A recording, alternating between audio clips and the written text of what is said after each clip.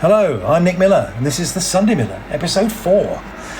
I'm on my way to the studio now, walking through the Royal Naval College, watching them erect a massive great bubble, which this coming Thursday will contain a plethora of women who may look like they've just been through a traumatic famine, but dressed in outfits so ridiculous you'd only dream they existed after you accidentally ate a very dodgy hash cake. Yes, it's the Alexander McQueen Spring Collection. I'll be telling you why I'm hoping that we can send Elon Musk up to the space station in his own rocket and then cancel the return journey. And quite usefully for a man like Elon, with about 27 children by 43 women, we'll be revealing the very latest list of the most popular baby names. And I'll be telling you why I'm unashamedly hooked on the news channel they call GBBs.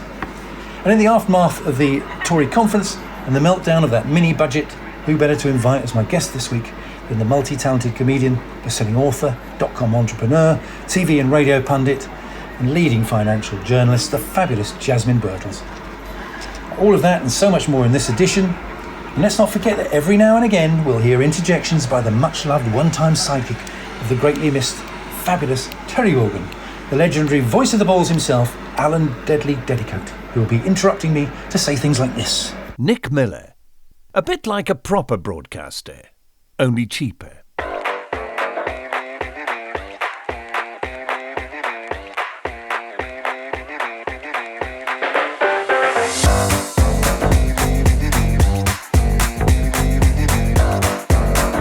I know I go on about it quite a bit, but I love living in Greenwich. And one of the best things is walking through the Naval College, as I did again on my way to the studio this morning, and seeing what's happening, by which I mean the events happening in and around the buildings and the music emanating from the music college.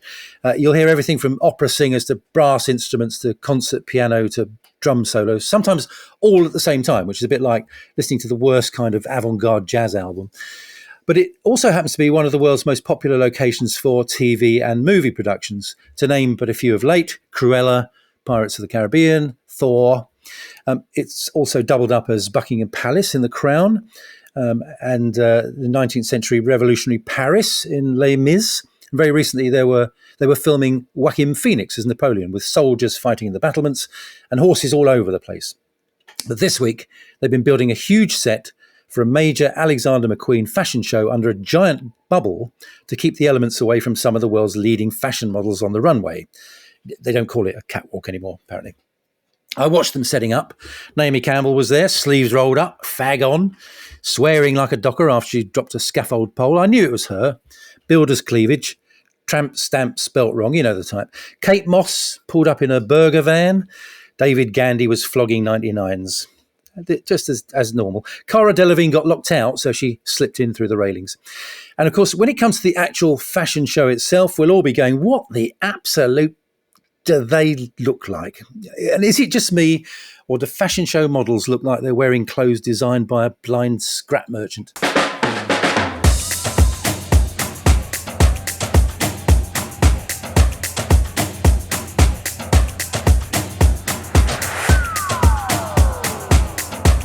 The Sunday Miller.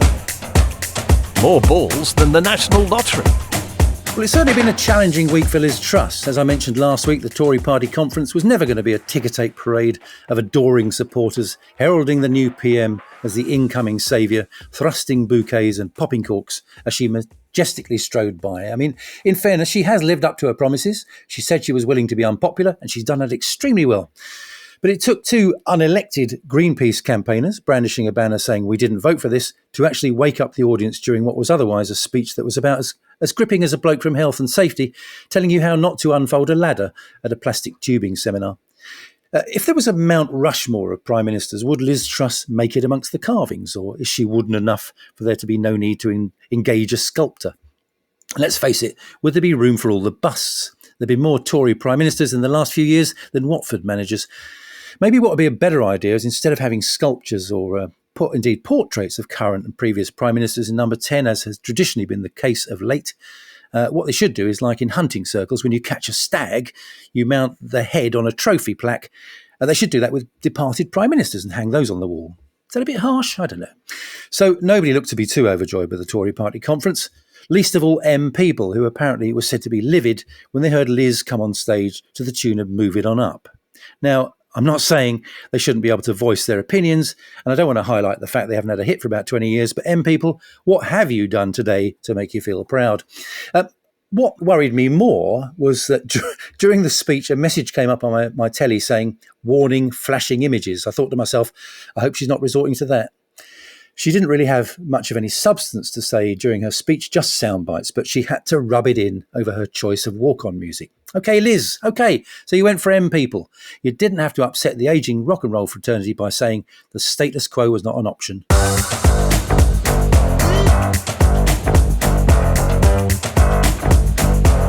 Run for the hills. It's the Sunday Miller. Just a brief note following on from my piece last week about the London Marathon. As ever, we watched it from the end of our road and cheered on everyone from the first wheelchairs and elite runners to the very last rhinoceros, minion and wheezing tailenders. All of them, all 40,000 plus of them, incredible heroes, raising 37 million quid just on the Just Giving website. That's apparently a 43% year-on-year increase on 2021. Bless every last one of you who donated. But 10 years on, there we were cheering on a certain local hero from my original hometown of Wallington in Surrey, David Weir, otherwise known as the Werewolf, one of the first people we see every year as he tears past us at lightning speed in the men's elite wheelchair race. We wave, he doesn't see us. Let me give you some stats. Now, he has a gold postbox in Wallington for his Paralympic golds in 2012. It may not be fair to compare, but Kelly Holmes won 2 golds at the Olympics, just 2 golds in one Olympics, and was made a dame. David Weir won 4 golds just in 2012. But get this, the 800 metres, the 1500 metres, the 5,000 metres and the marathon. That is mental. In the same Paralympics, the best Paralympics ever in London. 10 Paralympic medals in total, including 6 golds, 6 World Championship golds, 2 World Cup golds, 4 European Championship golds, 1 Commonwealth Games gold, 8 London Marathon golds. He was bloody well 3rd last Sunday at the age of 43. I can barely get out of my chair, let alone ride in one. How much more does it take for this man to be knighted, for heaven's sake? Come on, King Charles, get your sword out, mate.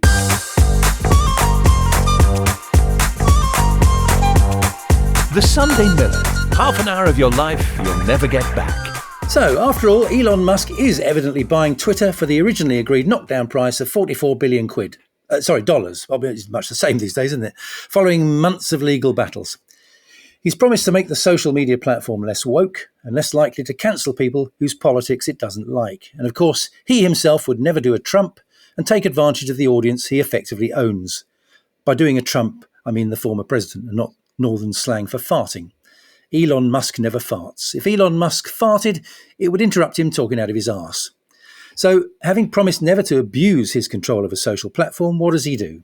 He puts up a Twitter poll that suggests the Ukraine and Russia should agree a peace deal, which purports that Zelensky should give up the Crimea to pacify Putin, which is a bit like me saying I'll stop bombing your house if you give me your car. So Putin would be seen to be victorious and live to massacre another day. Great idea, Elon. Fuck off up to the space station and stay there.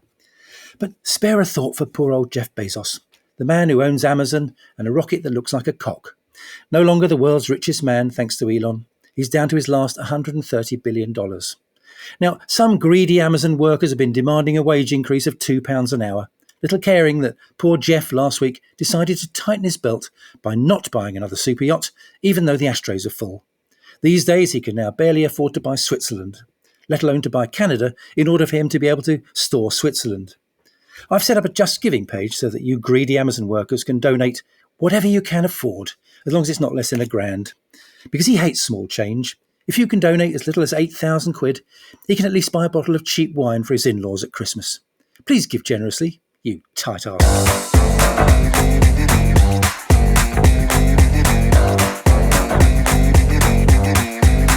Nick Miller, the voice of the common man. Very common.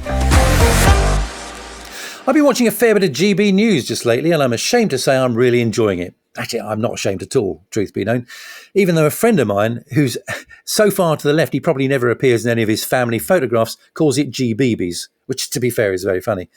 But in my defence, the channel's a very different beast to the one that was launched by Andrew Neil in his very dark garage in April of last year. Back then, the screen quality was so bad, it looked like it was filmed by a 1960s porn director. Now it's very professional, it's opinionated, it's fun, But of course, I'm not allowed to admit that I enjoy watching it in this very illiberal, liberal society of ours.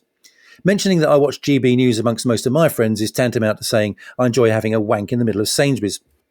But aside from the sometimes unintentionally comedic elements, there are a lot of very intentionally satirical programmes, in particular the late night press review, which is called Headliners. It does allow for responsible comment about current affairs, but generally it's deliberately funnier and less dry than the equivalent programmes on Sky News and that left-wing channel, what's it called? Oh yeah, the BBC. Hosted by some very bright and impressive comedians such as Mark Dolan, Andrew Doyle, and especially Simon Evans, who once did a show for me but turned up at my office by mistake rather than the venue in Croydon, having cycled all the way from North London, wherever that is. So he turned up an hour late and sweating profusely. I knew I should have booked Prince Andrew. Amongst the regular guest contributors to GB News these days is a very lovely and talented friend who I first knew as a comedian and latterly as a successful writer and now financial journalist and owner of the excellent Money Magpie website. That's the brilliant Jasmine Birtles, and she's up next.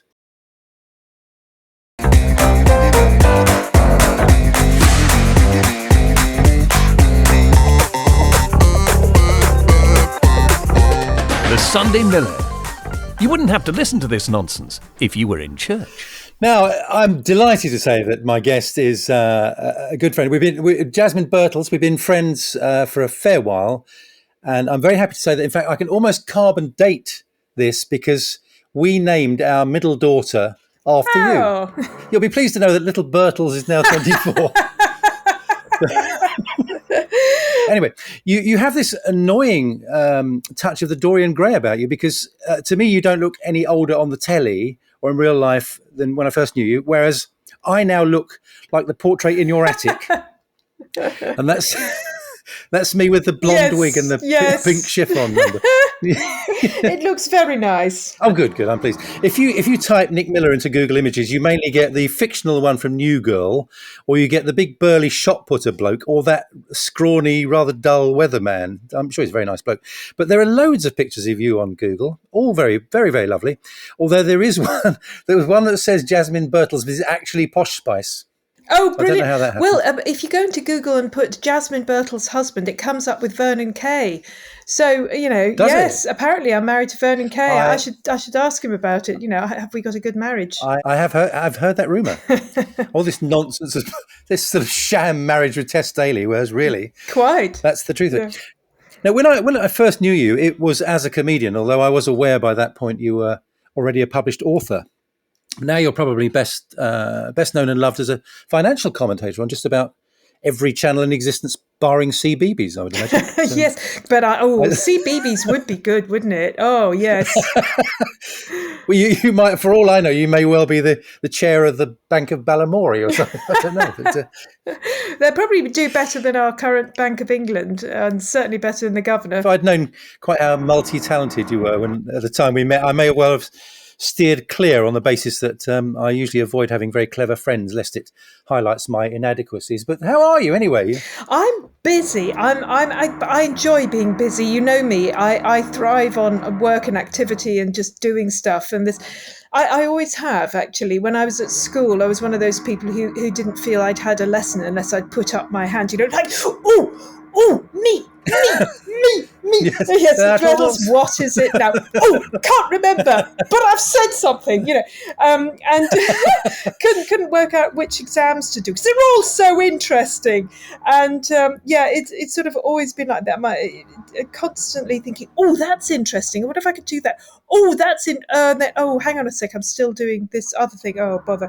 One of the big lessons of life that I learned relatively early on, it took me a few years after graduating, was to finish things before starting a new one. I still have to talk to myself about it, but I am better than I was, which is something. Have you always had a game plan? I mean, have you always had tendencies to go into financial journalism rather than comedy, although the UK economy is a bit of a laugh at the moment, hasn't it? I wish I could say I have a game plan. Whenever people ask me, and they don't so much now, but when they did say, what's your 5-year plan? I could feel the sort of tension mounting inside because I don't have one. I sort of vaguely think, it'd be nice to do, X, Y, and Z. And why haven't I done that? And then I think, here's this to do now. I am a bit of a last minute. I do plan a bit, but not long term. And I think it's partly, or maybe largely, because I see so many possibilities. So when you see multiple possibilities, it's very difficult actually to plan. Are you terrible at saying no, though? I'm a Have you shocker. learned that? I'm just a gal that can't say no. Yes. It appears you've also got a career running in dentistry at the moment. Because, to be honest, you're not in the studio with me, and I can hear a lot of drilling going on in the Yes, background. it's a joy and it's a thrill. I live in a block of flats, and they've been replacing the lift right next to me for about 5 months. He comes in, drills for an hour, and then goes off. And yes, just as we've started to chat, he's decided to do the major part of the drilling, and it's a joy. And there you are. There he is, just doing it, just to show you he's there. Can you hear? Isn't it marvelous? Given the events of the last few weeks with the mini budget fallout, there is a temptation to say that we've never known anything quite like this before. But then weren't we saying that during Black Monday and Black Wednesday? And weren't we saying that during the banking crisis of 2008? Yeah, we were, and neither you nor I, of course, remembers the 70s, but God, no. it did seem, in the 70s, and that lasted for years, that we were completely under a cloud. I mean, I look at it now from the vantage point of 2022, and I realise what my parents were saying about prices going up and up, which, of course, at the time, I didn't, well, you're a child, I didn't care. But No, yes, quite. it did make it was a huge thing. It was made a big impact on everybody's lives. And as you say, 2008 was enormous. It should have been bigger than it was, actually. I realize now that the banks should have been allowed to fail. At the time, I was on telly saying, it's all right, the government's shoring the banks up, not realizing that, for example, RBS was shored up to the tune of £58 billion. And Yeah, it's still a yeah. zombie bank. And the banks right now are zombie banks. We should be allowing them all to either fail or be nationalised. And I think that everybody at the Bank of England needs to be replaced. I thought I'd go along with you. I think that they've been talking down. Well, Mark Carney did it too. They've been talking down the economy for years. Agreed. And right now, what we have, I think, is everybody talking everybody else down. I mean, obviously, I didn't vote for Liz Truss. None of us did, unless you remember the Conservative Party.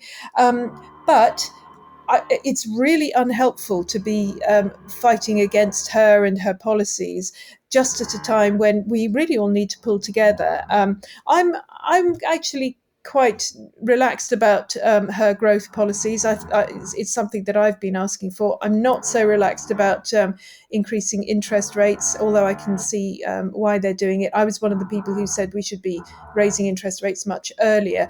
But at this stage, I think we need to go for growth. But even if you don't agree with that, it's still better for Bank of England and the government and just the Conservative Party as an entity to work in the same direction and just sort of put their own personal differences aside and try and work for the country. I completely agree. I think there's far too much politicking going on in the Bank of England. It would be pretty remarkable if every economy in the world hadn't struggled in the aftermath of COVID and during the currency of the war in Eastern Europe. It's much easier for everyone to blame everything on Kwasi Kwarteng, although my microwave packed up the other week and I'm blaming Kwasi for that. So, Quite right. Yes. No, yes. absolutely. I'm one of those awful people that was saying from the start of lockdown that lockdown was a very bad idea. We should never do it, and that furlough was an appalling thing. So I've been saying the same thing over and over. And now, finally, in the last few months particularly, I'm finding there are quite a lot of people who during lockdown would say we've got to lock down harder, are now saying, oh, what a terrible thing lockdown was. It's really ruined our Yeah. economy. I'm also and have been not so loudly, but I am have been against funding the war in Ukraine. It's just money down a drain. It's really not going to help at all, not at all. So yeah, I'm against the crowd on most things at the moment. That's obviously a very different issue. Regarding your literary career, are you still writing your little books? I say little books because they were specifically little books designed for toilet reading, were they not? Your Absolutely. first books were I used to be in a toilet. woman's little instruction book. Yeah, I used to be in toilets around the country. I probably still am in some. They've got a few Yeah, you dog-eared are. versions of. Yeah, what have you got? Which ones have you got? The Little Book of Excuses was Oh, my yes. favourite one, and Little Book of Abuse was a bestseller. Yeah. But, I'm curious. I'm very curious about 1001 knock knock jokes. How on earth did you find 1001? Yeah, good point. I started to just come up with words and came up with rhymes with them because yes, I had to. You made them up? Yeah, I had to make them up because they're on to 1001. Wow. I've always liked the fact that on your website, whereas Martin Lewis describes himself as a money-saving expert, you're a self-styled money-making expert too. And some of the latest tips in that section of the site, including selling empty boxes and empty toilet rolls. It's so if you go to moneymagpie.com, yes, find out it's amazing what you can make money out of, honestly. And this is what we are constantly looking for. Daft ways to make money, and the dafter the better. But it is true that there's a lot you can make money out of that you wouldn't have realised. Broken things, as you say, toilet roll innards, even sort of used posh bottles of perfume. When I say used, you've got posh perfume, you do a few squirts, you think, oh no, smells like toilet duck.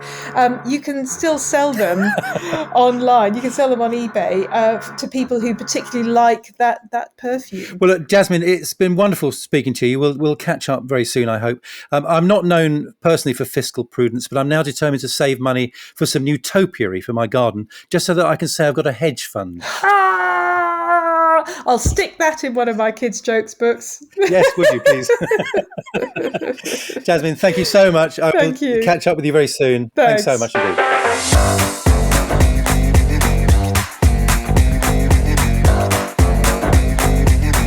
It's the Sunday Miller. I was talking about Elon Musk earlier, and that brought to mind another story in the press this week about the most popular baby names in the UK. The most popular name for girls this year is once again Olivia, closely followed by Amelia and Isla, with some old traditionals coming back into fashion, such as Ivy, Lily and Florence.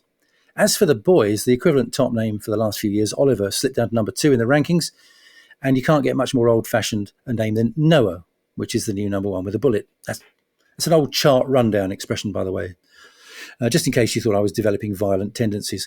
Well, it transpires that Elon Musk has 10 children by 3 different women. I'm not sure of their gender, but in Elon's bizarre world, I wouldn't be too surprised if they didn't know either. What sort of hybrid is formed from a beautiful blonde woman and a bloke who looks like his face has melted? Needless to say, the madder he's got over the years, the madder his kids' names have gone. A couple of the early arrivals were called Griffin and Xavier, fair enough. But the newer ones, with his latest squeeze, the singer Grimes, are their son XAAI, or something like that. You have to really read it. Just known as X, and his daughter Exa Dark Sidairail Musk, shortened to just Y. So they're called X and Y, basically. Y indeed, but he's not alone in this plurality, his generous gift of procreation of more baby Musks. Jude Law has 6 kids by 4 women.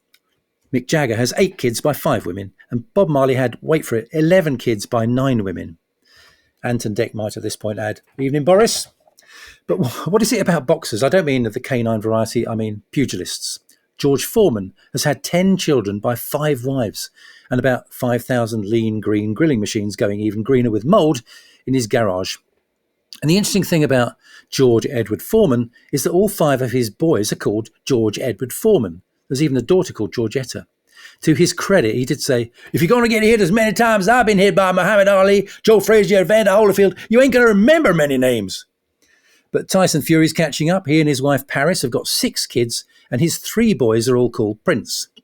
Mind you, that's actually more common than I first thought. I mean, after all, the Queen had 3 sons, and they were all called Prince. And so was Prince.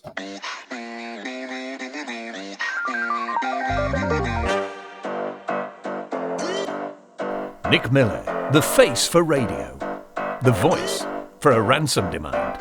So that's it for me for another show. Who knows what lies in store for us in the coming week? The Tories might even boot out Liz Truss and change the rules of the leadership election. And instead of a protracted 12 weeks of campaigning, it'll all be decided by naked arm wrestling in a bathtub full of baked beans.